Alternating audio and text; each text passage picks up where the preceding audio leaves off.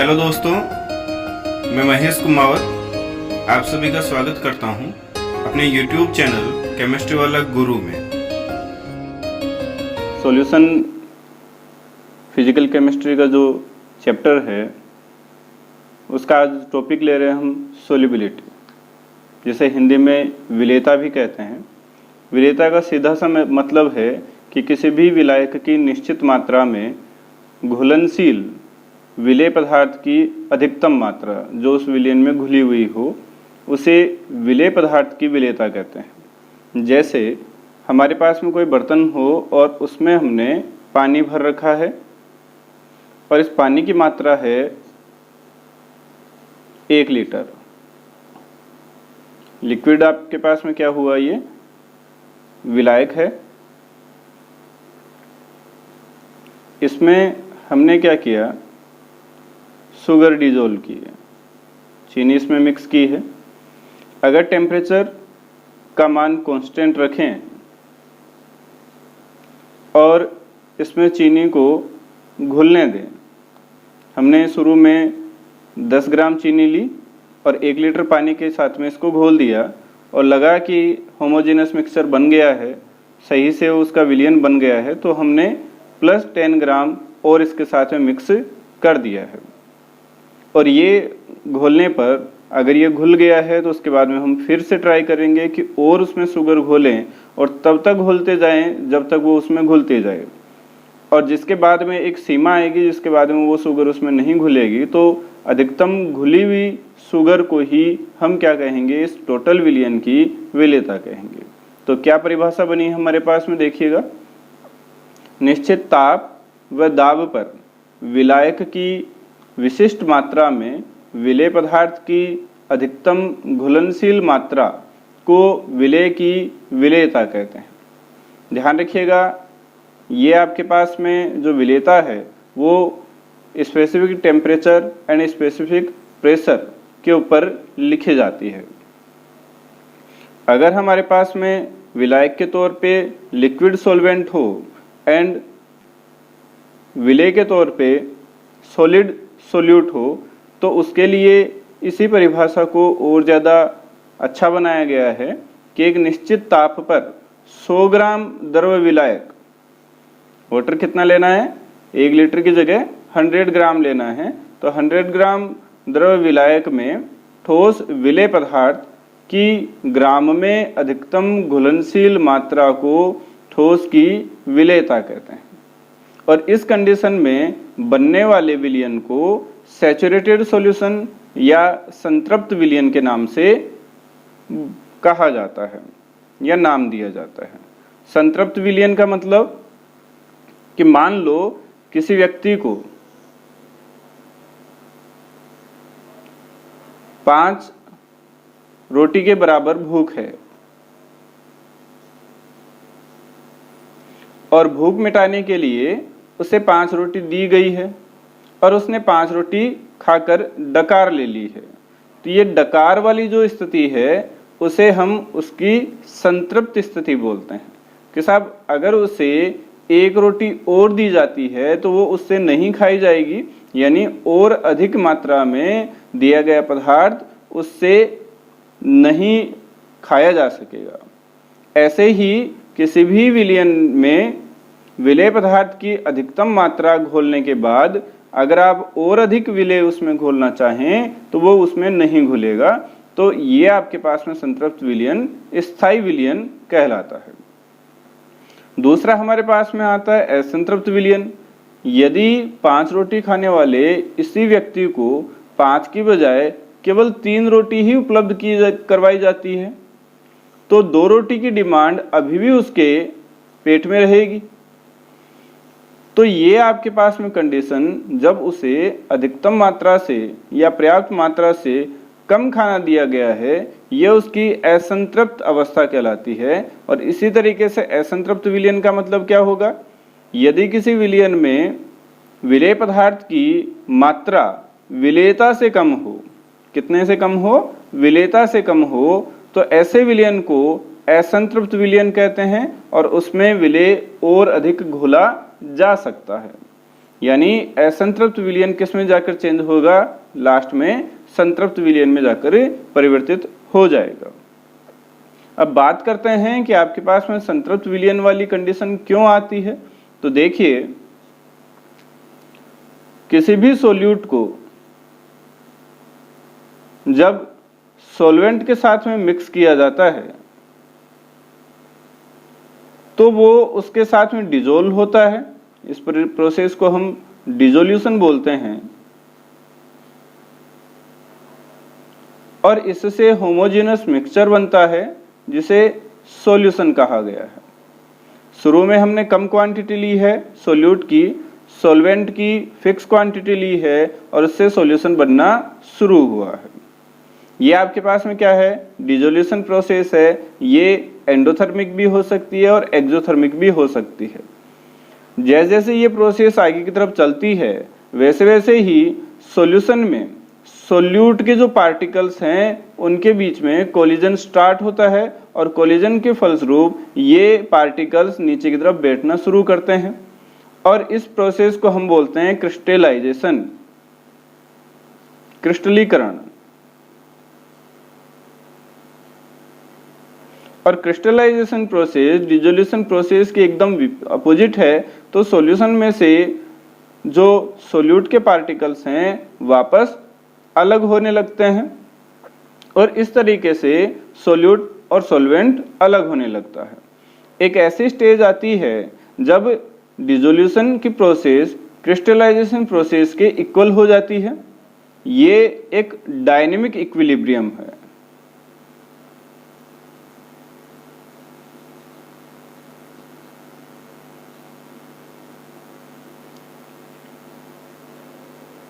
Dynamic equilibrium का मतलब यहाँ इसका घुलना बंद नहीं हुआ है, लेकिन जितने पार्टिकल सॉल्वेंट में सॉल्यूट के घुल रहे हैं उतने ही पार्टिकल वापस क्या हो रहे हैं, क्रिस्टलाइन हो रहे हैं। तो ऐसी कंडीशन जब आपके पास में डायनेमिक स्टेज बन जाती है, डायनेमिक इक्विलिब्रियम बन जाता है, तो हमको क्या मिलता है, सैचुरेटेड सॉल्यूशन मिलता है। और ऐसी स्थिति में हम और ज्यादा सॉल्यूट किसी भी सॉल्वेंट के साथ में मिक्स नहीं कर सकते। तो ये आपके पास में हुई सोल्यूबिलिटी कि सोल्यूबिलिटी क्या है और सोल्यूबिलिटी को हम किस तरीके से सही से समझें। किसी भी लिक्विड सॉल्वेंट में घोला गया जो सॉल्यूट है वो सॉलिड हो सकता है, लिक्विड हो सकता है या फिर गैस हो सकता है। हम बात करेंगे कि आपके पास में कोई भी जो सॉलिड सॉल्यूट है अगर लिक्विड में घोलने पर सॉल्यूशन बना रहा है तो उसकी सोल्यूबिलिटी को कौन कौन से फैक्टर अफेक्ट करते हैं, कौन कौन से फैक्टर प्रभावित करते हैं। तो पहला फैक्टर लेते हैं हम नेचर। ध्यान रखिएगा, हम यहाँ सोल्यूबिलिटी के लिए लिक्विड में सॉलिड्स को पढ़ेंगे और गैसेज को भी पढ़ेंगे। तो सबसे पहले हम लेते हैं सॉलिड इन लिक्विड के लिए। फॉर एग्जाम्पल हम वाटर के साथ में शुगर को मिक्स करें। तो देखिए, सबसे पहले हमने बात करी है नेचर की। अब हमारे पास में दो चीजें हैं, प्लस पहला solute and second solvent. Solute and solvent की नेचर क्या है, इस बेस पर ये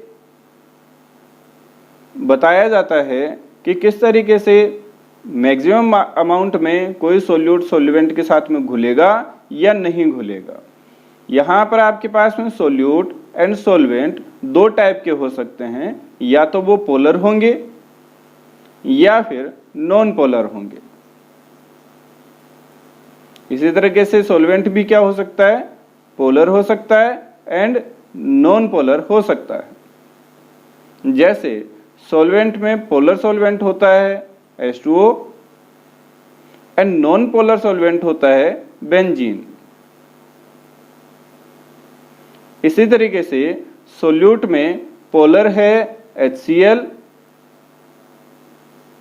एंड नॉन पोलर है नेफ्थलीन।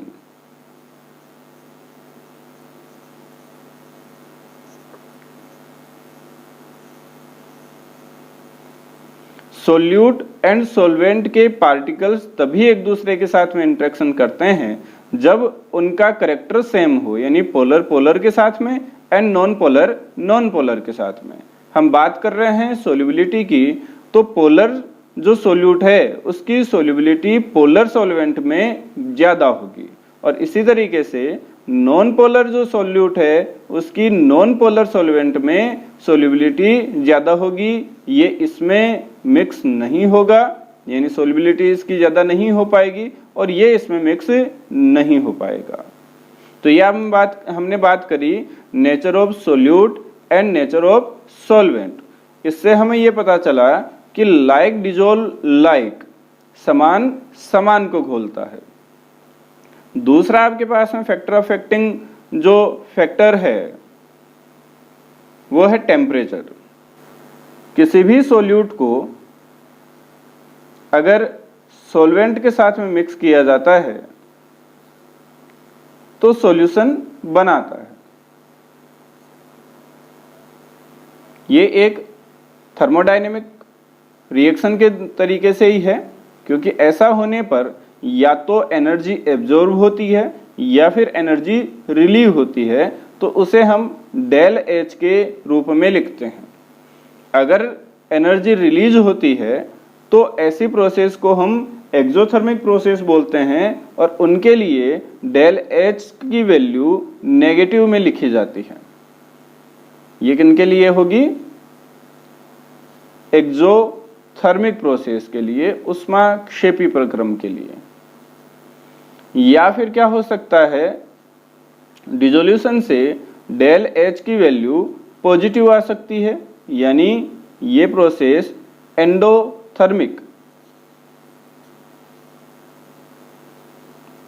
हो सकती है। तो लासातेलिए नियम के अनुसार यदि एक्सोथर्मिक प्रोसेस है यानी ऊष्माक्षेपी प्रक्रम है, तो टेम्परेचर को अगर आप राइज करोगे तो सोल्युबिलिटी डिक्रीज होती है। ऊष्माक्षेपी प्रक्रम में अगर ताप बढ़ाते हैं तो विलेयता क्या होती है? घटती है। दूसरा अगर हम बात करें ऊष्माशोषी प्रक्रम के लिए, एंडोथर्मिक प्रोसेस के लिए, तो टेम्परेचर अगर इंक्रीज करते हैं तो सोल्युबिलिटी भी इंक्रीज होती है, यानी डायरेक्टली प्रोपोर्शनल होती है।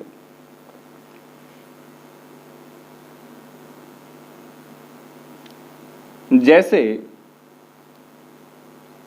एक्सोथर्मिक प्रोसेस में आपके पास में है, जैसे NaOH को वाटर के साथ में मिक्स करें तो ये गर्म पानी की जगह ठंडे पानी में ज्यादा मिक्स होता है या सोल्युबिलिटी इसकी ज्यादा होती है। इसी तरीके से अगर एसिड की बात करें तो एसिड भी वाटर में एक्सोथर्मिक रिएक्शन देते हैं, और यहाँ पर भी ये गर्म पानी में कम घुलते हैं। दूसरा, अगर शुगर को या NaCl को आप वाटर के साथ में मिक्स करते हो तो ये एंडोथर्मिक प्रोसेस है, और ऐसी कंडीशन में टेम्परेचर बढ़ाने पर शुगर या जो NaCl है उसकी सोल्युबिलिटी बढ़ती है। नेक्स्ट जो आपके पास फैक्टर है जो सोल्युबिलिटी को अफेक्ट करता है वो है प्रेशर। हमारे पास अभी जो सोल्यूट है वो हमने ले रखा है सॉलिड,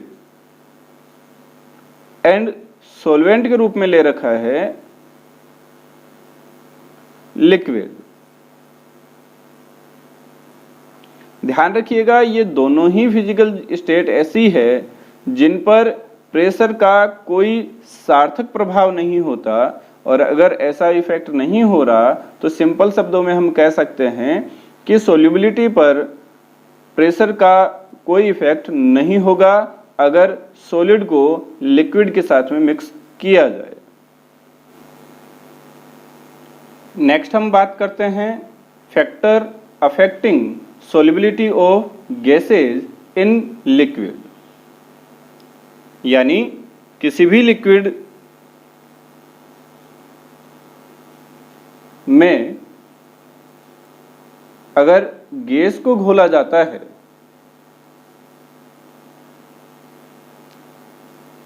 तो कौन कौन से ऐसे कारक हैं जो इसकी विलेयता को प्रभावित करते हैं, इसकी विलेयता को बढ़ा सकते हैं या फिर विलेयता को घटा सकते हैं। तो पहली हम बात करते हैं कि जो सोल्यूट एंड सॉल्वेंट है उनकी नेचर क्या है। तो जैसे हमारे पास में हमने किसी गैस को लिक्विड के साथ में मिक्स किया है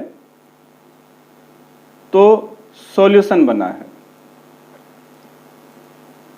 तो इस गैस की लिक्विड में सोल्युबिलिटी तब ज्यादा होगी जब ये गैस इस लिक्विड के साथ में कोई इंटरेक्शन करे। ये इंटरेक्शन किसी टाइप का फिजिकल इंटरेक्शन हो सकता है या फिर केमिकल इंटरेक्शन हो सकता है। जैसे गैस है हमारे पास में अमोनिया, उसको अगर वाटर के साथ में डिसॉल्व करते हैं तो ये डिसोल्यूशन से अमोनियम हाइड्रोक्साइड बनाती है। तो इसकी विलेयता या सोल्युबिलिटी वाटर के साथ में ज़्यादा होती है।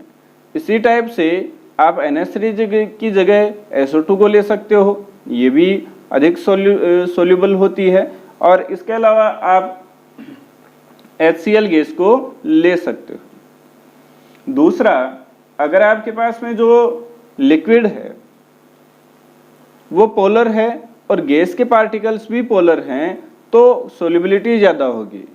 लेकिन अगर नेचर अलग अलग हुई, ये गैस है वो पोलर मॉलिक्यूल्स वाली हुई, लिक्विड नॉन पोलर मॉलिक्यूल वाला हुआ, तो इसकी सोल्युबिलिटी लिक्विड में कम रहेगी। इसी तरीके से दूसरे हम बात करते हैं टेम्परेचर की। टेम्परेचर के लिए अगर कहा जाए तो कोई भी गैस जिस लिक्विड में घुली हुई है, यदि सॉल्यूशन का टेम्परेचर इंक्रीज किया जाए तो ऐसी कंडीशन में गैस के जो पार्टिकल्स हैं उनकी काइनेटिक एनर्जी बढ़ जाती है।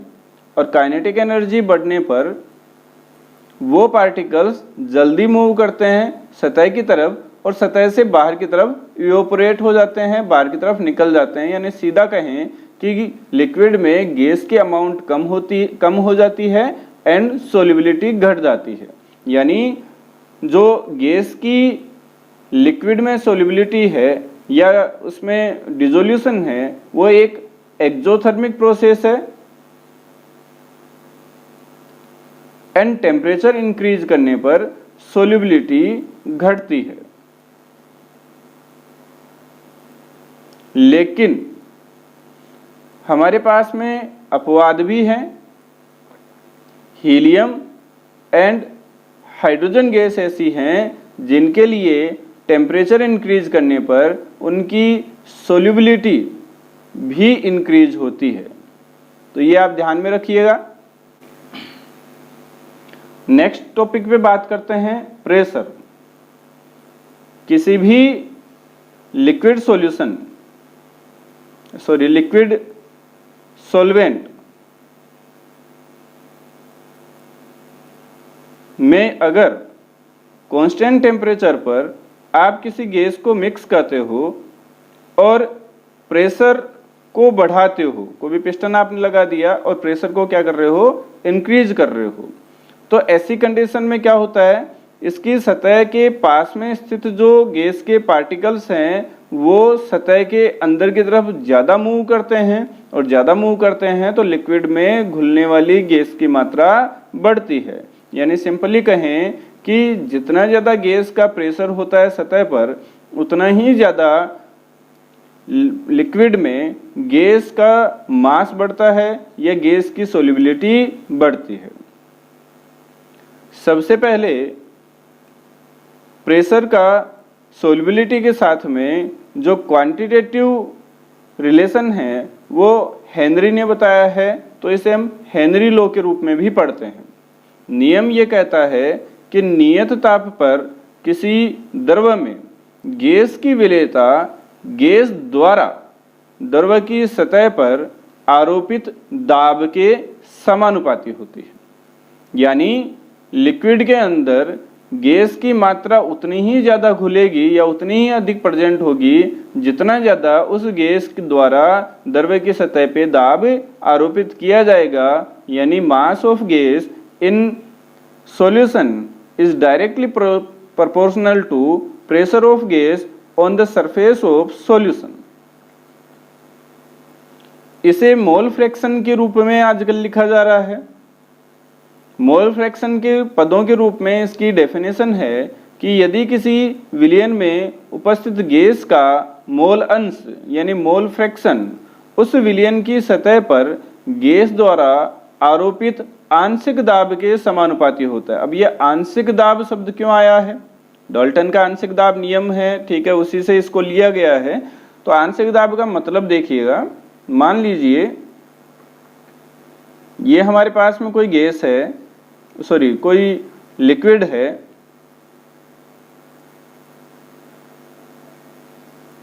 और इसमें एक से ज्यादा टाइप की गैसें प्रेजेंट है।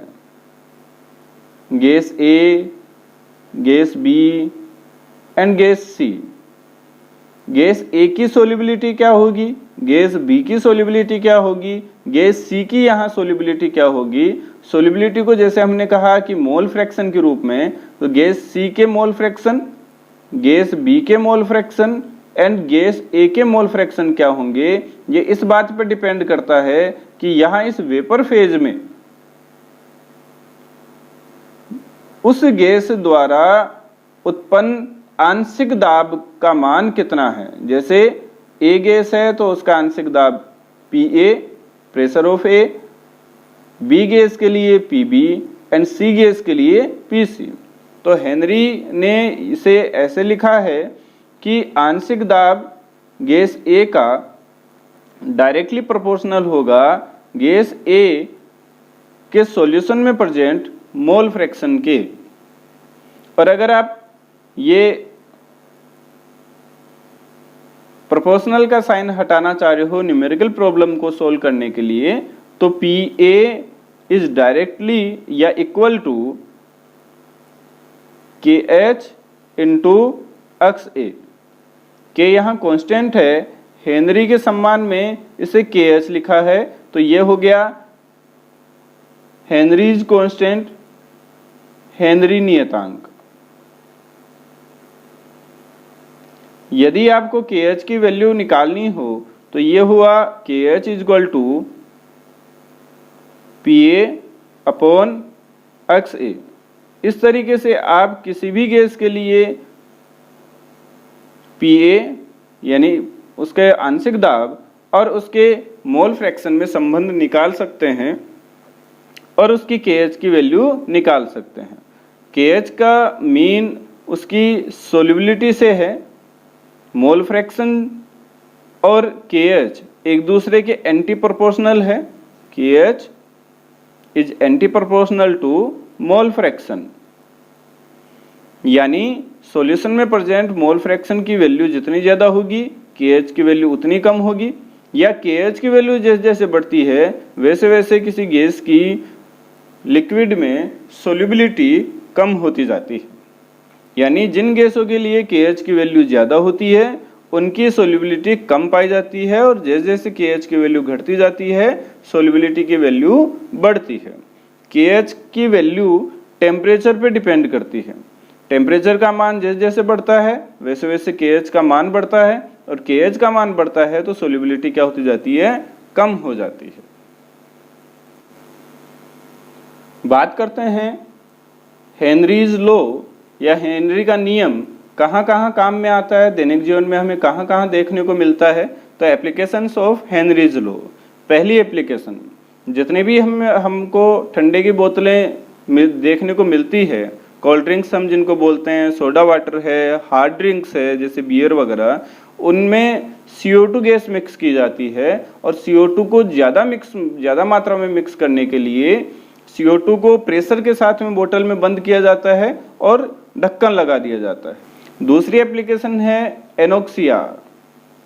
एनोक्सिया का साइंटिफिक मीन है ब्लड में ऑक्सीजन की कमी, यानी अगर ब्लड में ऑक्सीजन की घुलने की दर कम हो जाती है, तो ऐसी कंडीशन को एनोक्सिया कहते हैं। कब होती है ये ऐसी कंडीशन? जब पहाड़ों पर रहने वाले व्यक्ति हैं या पर्वतारोही हैं, जैसे जैसे वो ऊंचाई पर जाते हैं तो वहां पर वायुमंडलीय दाब यानी वायुमंडल का प्रेशर कम हो जाता है और उसमें उपस्थित ऑक्सीजन का प्रेशर भी कम हो जाता है। ये जैसे ही आपके पास कम होगा, वैसे ही रक्त में या ब्लड में ऑक्सीजन की जो सोल्युबिलिटी है वो भी डाउन हो जाती है और ऐसी स्थिति में व्यक्ति को बेहोशी, थकान वगैरह महसूस होती है, जिसे एनोक्सिया की कंडीशन कहते हैं। नेक्स्ट हम लेते हैं बैंड्स। ये ऐसी कंडीशन है जब रक्त में नाइट्रोजन गैस की विलेयता बढ़ जाती है। जब कोई व्यक्ति गोताखोर के रूप में समुद्र में नीचे की तरफ जाता है